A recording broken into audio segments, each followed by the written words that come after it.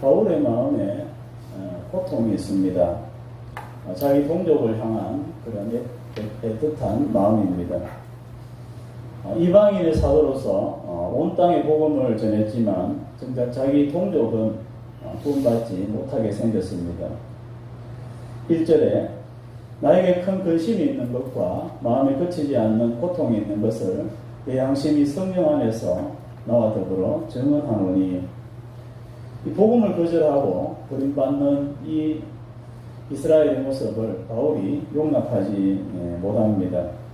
이 선민으로서 수많은 은혜의 선물을 받은 이스라엘이 어떻게 복음에서 배제될 수 있느냐, 이 바울의 질문입니다. 이스라엘은 하나님을 대변하는 민족이고 이스라엘을 빼버리는 이 구원을 이야기하기가 어렵다는 것입니다. 김치를 이야기하면 한국이 빠질 수가 없습니다. 한국을 빼놓고 김치를 이야기하면 안 되는 거죠. 그럴 것 같습니다. 이 복음을 거부하는 유대인들을 보면서 이방인들은 이 아브라함의 언약은 이제 유대인과는 아무 상관없다. 이 약속은 폐기되었다. 유대인들은 버려졌다. 이렇게 이야기하니까 바울이 자기 동족을 향한 이런 말이 그렇지 않다라고 그렇게 밝히고 있습니다. 6절에 그러나 하나님의 말씀이 폐하여진 것 같지 않도다. 이스라엘에게 주신 하나님의 언약과 복이 취소되지 않았다는 겁니다. 여전히 하나님께서는 그 복과 약속을 향해서 유대인들을 돌아보고 계신다는 겁니다. 이 언약에 대해서 유대인들이 오해를 합니다. 하나님의 언약과 복을 혈통적으로, 민족적으로 자꾸 그렇게 접근을 하는 겁니다. 누구든지 아브라함의 혈통이면 모두가 이 언약과 복의 대상이 된다. 그렇지 않습니다. 육체적인 혈통이 아니라 영적인 혈통으로 이 영적인 언약과 복의 대상이 되는 겁니다. 8절에 곧 육신의 자녀가 하나님의 자녀가 아니요 오직 약속의 자녀가 시로 여기심을 받느니라. 아브라함 자손 중에서도 오직 믿음으로 약속을 받는 자손, 말씀에 순종하는 그 자손이 복을 받는다는 것입니다. 이걸 위해서 사례를 두 가지 제시하는데 이삭과 이스마엘, 그리고 야곱과 에서입니다. 이삭과 이스마엘은 분명합니다. 이삭은 25년을 기다려서 낳은 그런 믿음의 아들입니다. 그런데 이스마엘은 약속을 기다리지 못하고 육체를 따라서 낳은 아들입니다. 그래서 쫓겨납니다. 야곱과 에서는 더 헷갈립니다. 똑같은 부모, 그리고 같은 뱃속에서 나왔는데 하나님께서는 에서를 버리시고 야곱을 택하십니다. 이유가 무엇입니까? 에서는 장자의 이 명분을 가볍게 여기고 죽 한 그릇에 팔아버렸습니다. 그러나 온 생을 다해서 언약 백성 되기를 사모한 이 야곱이 약속의 상속자가 되는 겁니다. 동일한 아브라함의 후손이지만, 그리고 같은 이스라엘이지만 모두가 구원받는 것이 아니라 일부만 구원을 받는다는 겁니다. 일부. 믿음으로 언약의 복을 사모하는 그 약속의 아들만 택함을 받는다는 것입니다. 이 하나님의 선택입니다. 성도 여러분, 유대인들은 선민으로서 태생적인 많은 혜택을 누렸습니다. 오늘 본문에 보면 양자로 입양이 되고 하나님의 영광을 보고 언약과 율법을 받고 예배와 메시아의 약속이 있고 믿음의 조상들이 그들의 조상입니다. 그리고 혈통적으로 메시아가 같은 혈통입니다. 이 중에 하나도 이방인들은 받지 못했는데 이스라엘이 모든 것을 다 받았습니다. 자, 그런데 이들은 이 놀라운 하나님의 은혜를 저버렸습니다. 이 선민됨의 혜택을 자기만의 복으로 그렇게 취해버립니다. 온 세상을 향한 복을 자기만의 것으로 유용해버렸다는 겁니다. 이 불행이 여기에서 시작이 됩니다. 성도 여러분, 하나님의 택하심은요, 그 택한 그 사람만의 일이 아닙니다. 그 사람만의 복이 아닙니다. 그 자신만을 위한 복이 아니라 복의 통로가 되게 하는 것입니다. 온 세상을 향한 하나님의 복의 통로입니다. 이것이 하나님의 부르심이고 선택입니다. 그런데 이 복의 통로되는 사명을 잃어버리고 자기 홀로 취하면 그건 사명에 실패한 겁니다. 이 택하심을 자기 복으로만 여기면요, 그 사람은 교만하고 또 자만합니다. 다른 사람을 무시합니다. 유대인들이 그랬습니다. 하나님의 복과 이 구원에 대해서 자신들만 합당한 사람들이고 이방인들과 다른 민족들은 저주받은 민족으로 그렇게 대우를 한 겁니다. 그래서 이방인의 피가 섞여 있는 이 사마리아 사람들을 사람으로 상종하지 않고 개처럼 그렇게 대하는 겁니다. 하나님의 택하심을 자신만의 특권으로 아주 편협적이고 폐쇄적인 복음으로 그렇게 만들어 버렸습니다. 그런데 성도 여러분, 하나님의 택하심에 대한 이 왜곡은요, 오늘날에도 일어나고 있습니다. 신앙 고백을 하고 교회 등록한 이후에도 신실하게 이 구원의 여정을 가는 것이 아니라 이 교인의 특권의식에 빠져버리는 겁니다. 이 교회의 멤버십에 취하는 겁니다. 멤버십을 누리는 겁니다. 이 종교적인, 사회적인 그런 안정감, 이런 만족감을 얻고 또 하나님에 대한 예배보다 사람과의 그 만남, 이 즐거움에 빠지는 겁니다. 이민교회에 가면 이런 모습이 많이 있습니다. 이 교회가 예배의 장소도 되지만 만남의 어떤 그런 광장처럼 그렇게 사용되는 경우가 많습니다. 성도 여러분, 이 교회의 멤버십과 종교 생활에 취하게 되면 이 하나님의 부르심에 대한 왜곡이 일어납니다. 죄인으로서 구원받았던 그 사실을 까맣게 잊어버리고 원래부터 내가 구원받았던 사람처럼 그렇게 착각을 하는 겁니다. 원래 자격이 되고 뭘 내가 갖추어서 된 것처럼 그렇게 자만합니다. 그리고 세상과 교회 밖에 있는 사람들은 무시하는 거죠. 바리새인의 모습입니다. 성도는 바리새인들이 왜 다른 사람들을 판단하고 그렇게 이방인들을 무시했습니까? 자신들의 구원은 안전하다고 그렇게 생각을 한 겁니다. 나는 최소한 이 구원의 문제는 이제 넘어갔다. 내가 어떤 짓을 해도 다시 구원에 대해서 나는 고민할 필요가 없다. 그렇게 생각을 하는 거죠. 이 구원을 하나의 티켓으로 여기는 겁니다. 나는 이 티켓을 이제 갖고 있기 때문에 나는 다시는 티켓팅을 할 필요가 없다. 그래서 구원에 대해서 나는 다시는 고민할 필요도 없고 생각할 필요도 없다고 그렇게 여기는 겁니다. 자기 원하는 대로 자기 힘으로 살아갑니다. 그러니까 성도 여러분, 우리의 구원은 티켓팅이 아닙니다. 통과하는 것이 아닙니다. 통과할 수가 없습니다. 우리의 구원은요, 계속해서 믿음의 여정을 걸어가는 것입니다. 그리고 주님과의 동행입니다. 이 주님과의 계속적인 동행을 우리는 구원이라고 말하는 것입니다. 이 동행이 끊어지면 그건 구원이 아닌 겁니다. 우리가 구원받는 그 시점부터 우리 속에 성령께서 우리와 함께 동행하십니다. 성령의 음성을 듣고 또 성령의 인도를 받아서 말씀에 순종하며 살아갑니다. 이게 구원입니다. 그런데 내가 예수를 영접하고 구원 티켓을 받고 나는 내 나름대로 혼자서 이렇게 살아가면 그건 어찌 보면요, 구원이라고 말할 수 없습니다. 종교 생활입니다. 구원의 증거가 무엇입니까? 성령이 내 안에 계시다는 것입니다. 그리고 성령으로 오신 주님과 손잡고 살아가는 그것이 바로 구원입니다. 이 현재의 구원이 영원한 구원으로 그렇게 이어지는 것입니다. 성도는 주님과의 동행에 있어서 가장 중요한 것이 뭘까요? 가장 중요한 것은요, 내가 죄인됨을 알고 하나님의 긍휼을 바라보는 것입니다. 자신이 죽을 수밖에 없는 죄인임을 알고 긍휼을 바랄 때에 하나님의 은혜가 임합니다. 이 사람은요, 하나님과 동행할 수 있습니다. 그러나 그 마음이 자만하고 교만할 때 하나님과의 긍휼과 동행을 기대할 수 없습니다. 관계가 이미 끊어졌다는 겁니다. 하나님의 한없는 은혜로 긍휼을 받았다면 우리는 특권의식과 이 종교적인 매너리즘에 빠질 수 없습니다.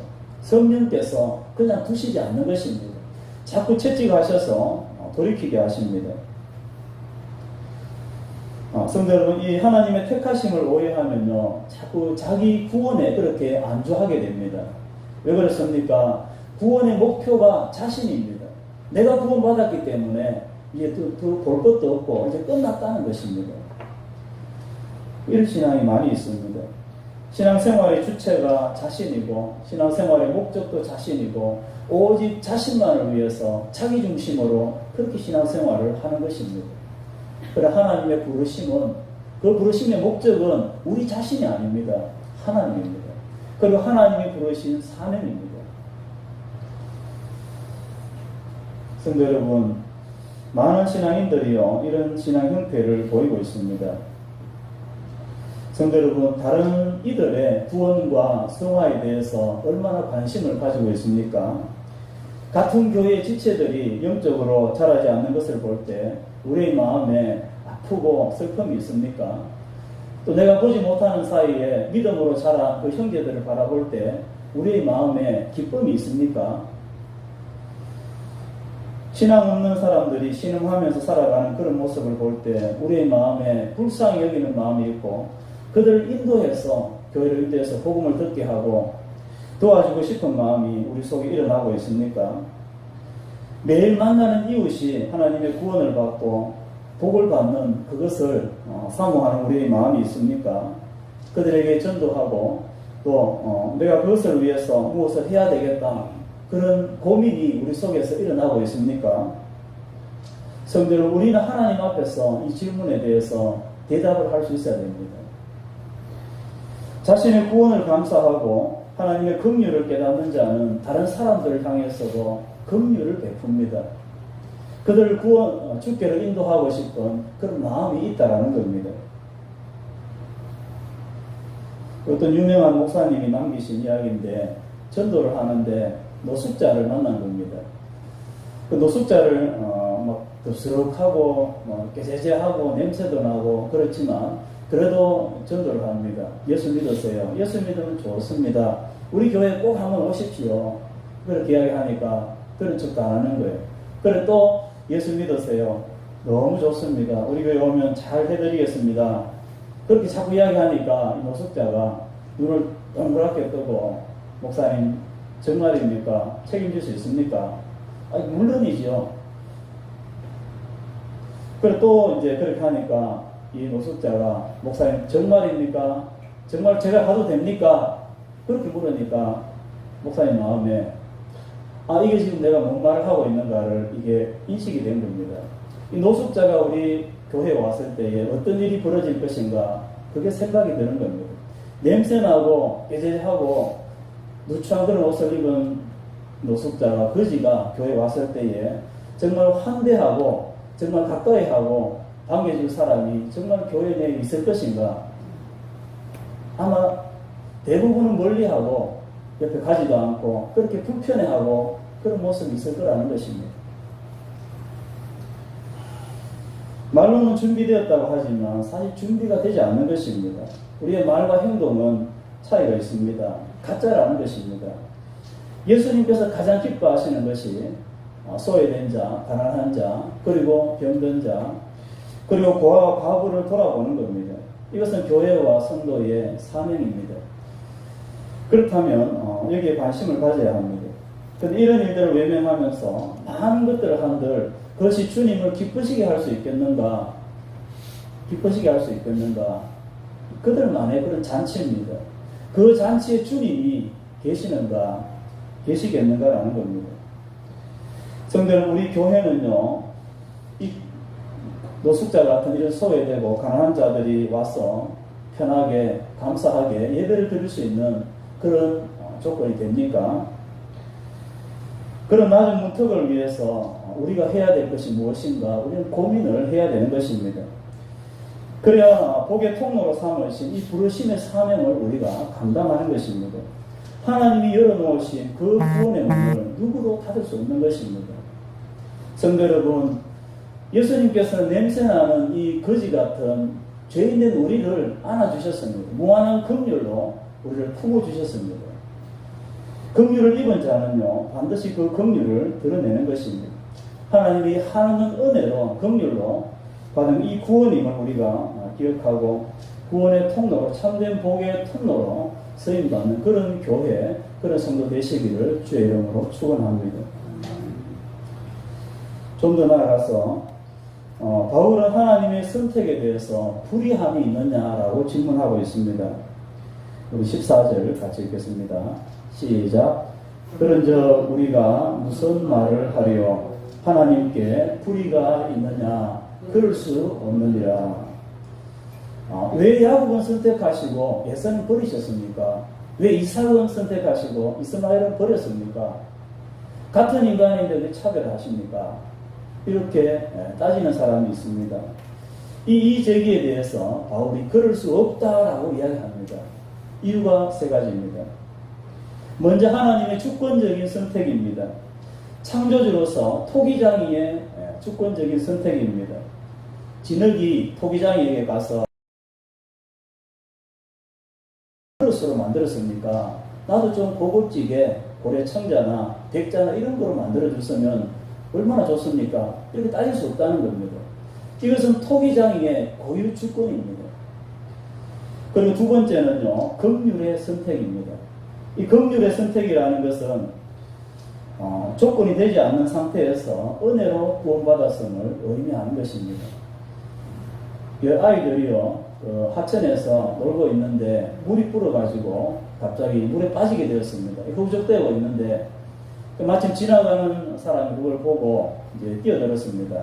그래서 이제 특수부대 출신이라서 이렇게 수영을 잘하기 때문에 그렇게 가까운 아이부터 이렇게 한 명씩 그렇게 구합니다. 그렇게 해서 3명을 이렇게 구하는데 그 이상은 못하는 거예요. 구하지 못하는 거예요. 그래서 안타깝게 되는데, 그리고 이제 119가 오고 그렇게 이제 부모들이 이렇게 와서 그 죽은 아이들의 부모가 그 사람을 향해서 왜 우리 아이 선택하지 않았습니까? 왜 우리 아이 구해주지 않았습니까? 뜻뜻합니까? 이렇게 따질 수 있습니까? 따질 수 없습니다. 따질 수 없습니다. 사랑하는 그 부모의 아이들은요, 그 아이의 부모들은요, 머리를 땅에 대고 그 감사의 표현을 합니다. 죽을 아이였는데, 그렇게 이 긍휼의 선택으로 인해서 살아난 겁니다. 감사는 할 수 있지만, 불평할 수는 없는 것입니다. 하나님의 선택이 이와 같습니다. 모든 사람이 죄를 범했고 이 죽을 형벌에 심판에 멸망에 예비되어 있습니다. 그런데 그들 중에 일부를 하나님께서 택하셔서 용서하시고 구원을 베풀어 주셨습니다. 건져 주셨습니다. 그들 중에 우리가 있다는 것입니다. 그런데 우리가 하나님을 향해서 왜 내 부모는 구해주지 않았습니까? 내 친구는 건져주지 않았습니까? 그렇게 따질 수 없습니다. 왜요? 내가 건진받은 그 긍휼함으로 인하여서 우리는 머리를 땅에 박고 감사를 해야 된다는 겁니다. 이런 다른 말할 처지가 되지 않는 것입니다. 이게 긍휼로 인해 얻은 우리의 구원입니다. 세 번째, 하나님의 선택이 불의하다고 말하는 것은 하나님의 선택에 대한 근본적인 오해 때문입니다. 하나님께서 야곱과 이삭을 택하시고 이스마엘과 에서는 버리셨습니다. 이 하나님의 관점에서 보면 하나님의 전적인 주권입니다. 그런데 사람 관점에서 보면 이것은 자유의지의 결과입니다.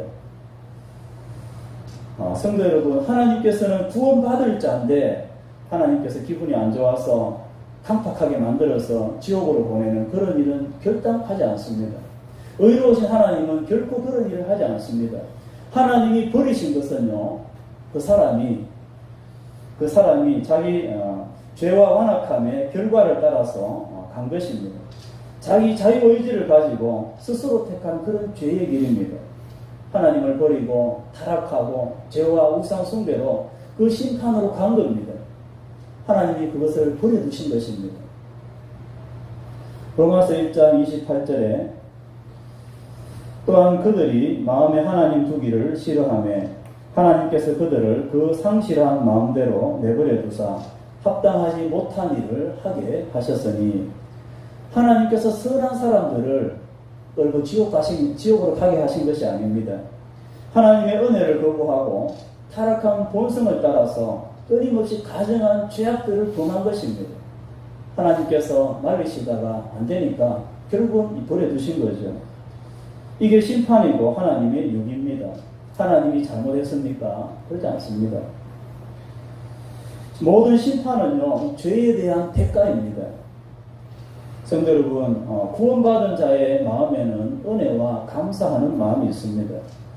하나님의 구원과 이 선택에 대해서 삼자의 태도를 가지고 평가하고 판단하는 것은요, 그것은 자기 위치를 근본적으로 망각한 것입니다. 그렇게 하는 것은 자신은 뭐예요? 구원 문제에 있어서 나는 벗어났다, 나는 자유한다, 그렇게 생각을 하는 겁니다. 사람은요, 자기 문제가 포함되었을 때 하고 자기와 무관한 일을 대할 때 하고 전혀 다른 그런 태도를 취합니다. 남의 문제를 이렇게 대할 때는요, 아주 예리하게, 객관적으로, 공명정대하게, 정의롭게 그렇게 합니다. 그런데 자기 일에 대해서, 자기 자식에 대해서는요, 그렇게 하지 못합니다. 중이 쟁거리 못 박는다는 말이 있습니다. 사람이 자기 문제에 닥치게 되면 180도 바뀝니다. 다른 사람의 일은 정의롭게 공평을 강조하지만 자기 일에 대해서는요, 긍휼과 은혜를 생각합니다. 좀 잘 봐줘서 좀 특혜를 주고 그렇게 불쌍히 여겨주기를 바라는 마음이 있는 겁니다. 전도하다 보면 구원에 대해서 자꾸 따지는 사람이 있습니다. 성경이 뭐가 불합리한지, 그러면서 교회에 뭐가 문제점인지 이걸 자꾸 이렇게 밝히는 사람들이 있습니다. 방주의 모든 동물들이 다 탔다고 하는데 그럼 공룡은 어떻게 되었습니까? 그리고 마리아가 성령으로 잉태되었다는데 그거 그냥 꿈인 거 아닙니까? 그게 말이 됩니까? 이런 식으로 계속해서 따지고 비판을 하는 겁니다.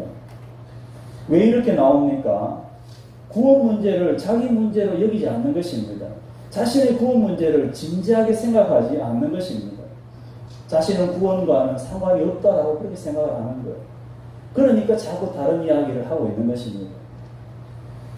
자기 구원에 대해서 심각하게 고민하는 사람은 자신이 구원 앞에, 구원 문제 앞에 있다는 것을 심각하게 인식하고요, 두려움을 느낍니다. 그리고 이 복음을 귀를 기울입니다. 자기가 구원받을지 지옥 갈지 그 기로에 서 있는데 다른 것에 대해서 말할 그런 힘이 있습니까? 그런 여지가 있습니까?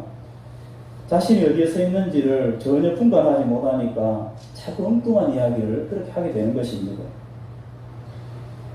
성도 여러분, 내가 하나님의 택함을 받은 사람인가? 택함 받은 사람은 구원 문제에 대해서 삼자의 그런 태도를 취하지 않습니다. 계속 그런 태도를 가지고 있는 것은요, 구원에 대해서 진지하게 생각하지 못한 겁니다. 아직 제대로 구원 문제를 대변하지 못한 것입니다. 구원에 대해서 심각하게 고민하는 사람은 반드시 그것을 자신을 당사자로 그렇게 여깁니다. 두려움과 떨림으로 하나님 앞에 그렇게 대면합니다. 절박하게 하나님의 은혜와 긍휼을 사모하고 다른 길이 없음을 알고 그렇게 통렬하게 하나님 앞에 엎드리는 그런 모습이 있습니다. 이게 구원을 대면한 그런 사람의 모습입니다. 성도 여러분, 13절에 야곱은 사랑하고 에서는 미워하셨다, 이 말씀을 접할 때에 택한 백성의 눈은요, 야곱은 사랑하고 여기에 머물게 됩니다. 여기에 머물게 됩니다. 그리고 이 야곱에 자신을 포함을 시키는 겁니다. 하나님의 놀라운 긍휼과 은혜로 인해서 내가 구원받고 내가 이렇게 하나님의 은혜를 입었다는 그 감사만으로도 다른 생각할 여력이 없는 겁니다. 에서는 왜 미워했습니까? 에서는 왜 거절하셨습니까?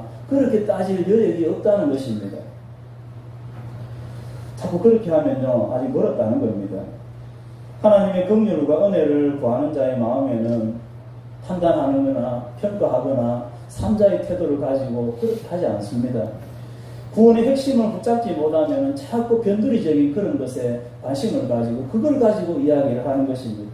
시간을 낭비합니다. 우리는 구원의 주변에서 자꾸 서성거리면 안 됩니다. 그 구원 속으로 쑥 들어가 버려야 됩니다. 믿음 안으로 깊이 들어가야 됩니다. 그래야 우리는 하나님의 택하신 그 백성의 복을 제대로 우리가 누리면서 그렇게 사는 것입니다. 드라마 좋아하실 겁니다. 요즘 진짜가 나타났다 이런 드라마 이렇게 하는데 막장 드라마지만 많이 보고 한국 사람들 드라마 아주 좋아합니다. 그 중에서도 누가 좋아합니까? 주로 여성들, 주부들이 좋아합니다. 얼마나 좋아하는지 보면 숨도 잘 안 쉬고 막 TV 속으로 들어갈 정도로 그렇게 막 열심히 집중해서 그렇게 봅니다. 자기가 주인공에 그렇게 되어서 그것을 이렇게 재밌게 보고 끝나면 아슬아슬하게 다음은 또 어떻게 될까 그렇게 또 기다리고 또 그렇게 보는 겁니다. 그런데 집중을 이렇게 몰입을 하지 못하는 사람들이 있습니다. 주로 이제 남자들이 좀 그렇습니다. 남편들이 좀 그런데 보면 리모컨을 다른 데로 계속 돌리고 드라마를 보지만 몰입해서 보기보다는 어떻게 합니까? 평가를 하고 이게 저렇게 풀면 안 되는데 작가의 입장에서 잘못됐다. 뭐 이렇게 그런 식으로 설정이 문제가 있다. 그렇게 이제 시시콜콜 이야기를 합니다. 저도 그렇게 합니다. 그러면요, 드라마를 제대로 즐기지 못하는 것입니다. 성도 여러분, 우리 인생은요, 하나님께서 만드시는 한편의 드라마입니다. 한편의 인생 드라마입니다. 전능하신 하나님께서 우리의 인생을 위대한 드라마로 만들고 계시다는 것입니다. 작가는요, 실수도 하지만 하나님의 인생 드라마는 완벽합니다. 그런데 우리는 이 하나님의 인생 드라마에 우리가 집중하지 않으면요, 하나도 재미없습니다. 힘듭니다. 신앙생활 재미 하나도 없습니다. 그냥 힘듭니다. 하나님을 기대하지도 않고 하나님을 사모하지 않고 바라보지 않습니다. 그냥 자기 힘으로 그렇게 살아가는 것입니다. 그냥 그렇게 하면요, 하나님의 기쁜 것과 하나님의 구원의 풍성함과 능력을 제대로 누리지 못하는 겁니다. 구원받은 신자들은요, 하나님의 이 인생의 드라마에 깊이 몰입을 해야 됩니다. 하나님을 철저하게 믿고 맡기고 인생을 그렇게 맡겨야 됩니다. 다 던져야 됩니다. 그렇게 하면요, 흥미진진한 인생이 시간 가는 줄 모르고 그렇게 가는 것입니다. 그런데 아까워가지고 맡기지 않고 빙빙 돌고 그러면요, 재미가 없는 것입니다. 하나님의 은혜 가운데 우리 인생을 살게 해야 합니다. 성령의 인도하심으로 사명을 이루고 하나님의 뜻을 이루어가는 것입니다. 이것이 믿음의 성공이고 행복한 인생입니다. 우리의 믿음에 들어왔다면 이런 결단과 담대함이 있어야 됩니다. 양다리 걸치면요, 하나님의 은혜와 복을 누리지 못하는 것입니다. 본인도 힘들게 됩니다. 사랑하는 성도 여러분, 내가 하나님의 택한 백성이라면 우리 삶에 증거가 있습니다. 하나님을 사랑하고 복음에 대한 열정이 있습니다. 우리의 믿음은요, 화석 같은 죽은 그런 믿음이 아니라 역동적인 그런 믿음입니다. 수천 년 전에 아브라함에게 역사하셨던 그 성령께서 그리스도 안에 역사하시고 오늘 우리 안에 역사하신 이 성령이 동일하신 분입니다. 2000년 전에 제자들을 담대하게 하시고 순교의 자리까지 가게 하신 이 열정적인 그 능력이 오늘 우리에게는 죽은 사람처럼 그렇게 역사하지 않는다는 것입니다. 하나님께서 우리 안에 거하시는 그분이 계신 곳에는요, 반드시 선한 그런 역사들이 일어나게 되어 있습니다. 복음에 대한 열정으로, 그리고 이웃에 대한 사랑으로, 여러분 죄에 대한 통렬한 그런 회개로, 그리고 낮아지고 섬기는 그런 모습들이 있는 겁니다. 이것이 우리 속에 있는 구원의 증거입니다. 우리는 이 구원의 증거들이 우리 삶에 있어야 됩니다. 사랑하는 성도 여러분, 무한한 긍휼로 나를 택하신 이 구원의 은혜를 우리가 깊이 감사하고 구원받은 자의 삶에 합당한 이 믿음의 증거, 이 구원의 증거들을 가지고 살아가는 그런 성도 되시기를 주의 이름으로 축원합니다.